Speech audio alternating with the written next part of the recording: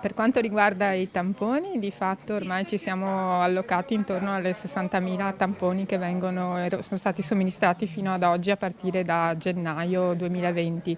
Per i vaccini siamo praticamente a 3.060 dosi somministrate con il progetto che è partito dal 1 luglio 2021. Tamponi, vaccini e stampa del Green Pass. La lotta al coronavirus passa anche attraverso le farmacie, in un'alleanza con l'azienda sanitaria definita strategica dal direttore generale Edgardo Contato, un'alleanza che sul territorio dell'Ultra e Serenissima sta ricevendo una massiccia adesione. Per i tamponi siamo già al 50% di tutte le farmacie che afferiscono sul territorio, che sono 98 farmacie.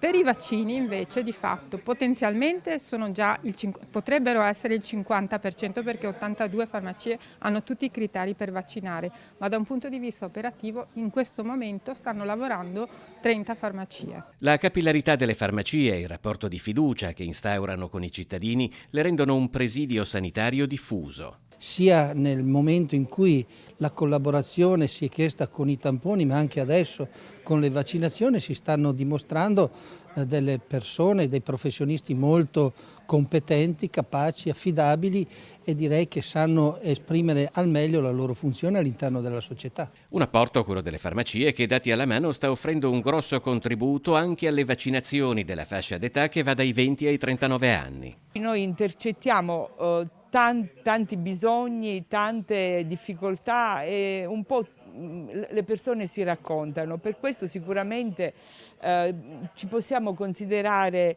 operatori sanitari integrati perfettamente nel territorio. In un momento difficile come questo in cui siamo impegnati anche con altre attività, penso ai tamponi, la stampa del Green Pass, lo screening colon retto, i colleghi oltre all'ordinaria attività di dispensazione del farmaco stiano trovando lo spazio e il tempo anche per questo importante servizio.